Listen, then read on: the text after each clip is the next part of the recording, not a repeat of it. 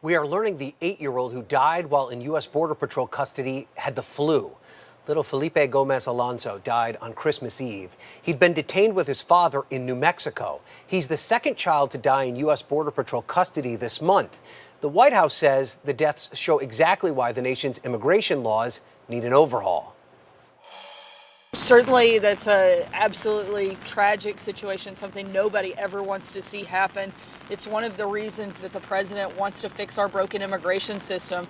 It's a treacherous journey, and we don't want to see people go that route. We are doing everything in our capacity to make sure that when people do come, that they're taken care of so that we don't have these type of instances.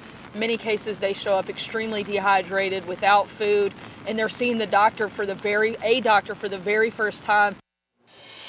CNN senior medical correspondent Elizabeth Cohen joins me now. We just heard Sarah Sanders say they're doing everything they can do.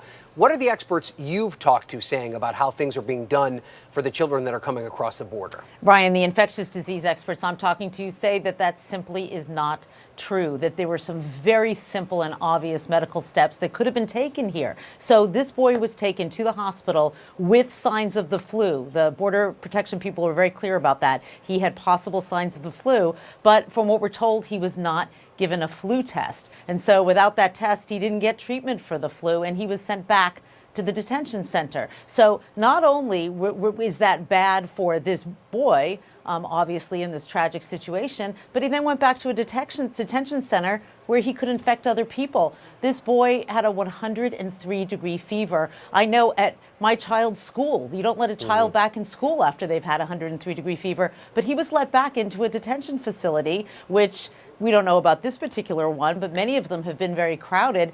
Who knows who else he infected? So no, the doctors I'm talking to say they feel the opposite. They say that Sarah Sanders is not telling the truth.